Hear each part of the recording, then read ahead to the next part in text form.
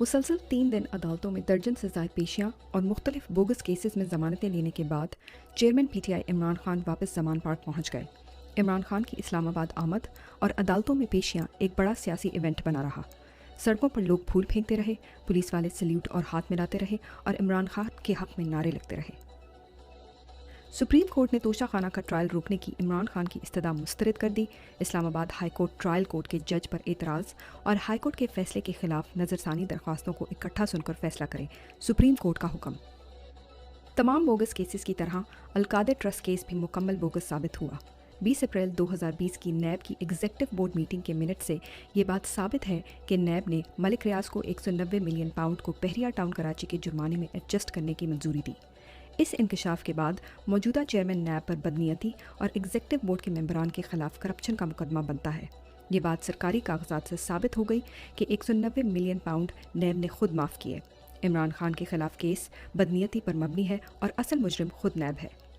PDM हुकूमत की election से फरार की कोशिशें जारी, निगरान हुकूमत के इख्तियारात में तोसी कर दी गई। निगरान हुकूमत जारी प्रोग्राम और मंसूबों से मुतल्लिक इख्तियार इस्तेमाल कर सकेगी। पहले से जारी मंसूबों पर इदारों से बात करने का इख्तियार भी होगा। हुकूमत ने इत्तेहादियों को मना लिया और चेक 230 में तरमीम कर दी। लाहौर एयरपोर्ट की निजकारी के खिलाफ मुलाजमीन का एहतजाज जारी, जो मीडिया में कहीं भी दिखाया नहीं जा रहा।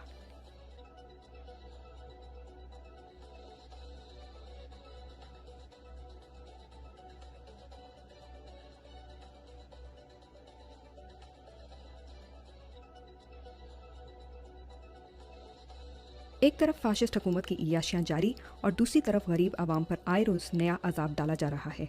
मुल्क भर में अहम तरीन अमराज की अद्वियात गायब हो गई और साथ ही हुकूमत ने एक बार फिर अद्वियात की कीमत में 200% इजाफे का फैसला कर लिया। शहबाज शरीफ दुनिया के हर मुल्क में जाकर अपने भिखारी होने का सबूत देते हैं, मगर अपने ओवरसीज़ पाकिस्तानियों के लिए मौजूदा सहूलियात ख़त्म कर रहे हैं और वुज़रा इंटरपोल के ज़रिए कार्रवाइयों की भी धमकियाँ दे रही हैं, जिसकी वजह से तरसीलात ज़र में नुमाया कमी आ चुकी है। यही तरसीलात ज़र इमरान खान के दौर में हर साल रिकॉर्ड बढ़ रही थी। मौजूदा फाशिस्ट हुकूमत की नाअहल माशी टीम के फैसलों का सबसे ज़्यादा बोझ तनख्वाहदार तबका बर्दाश्त कर रहा है, जो बाकी तमाम तबकात की निस्बत 200% ज़्यादा टैक्स अदा कर रहा है।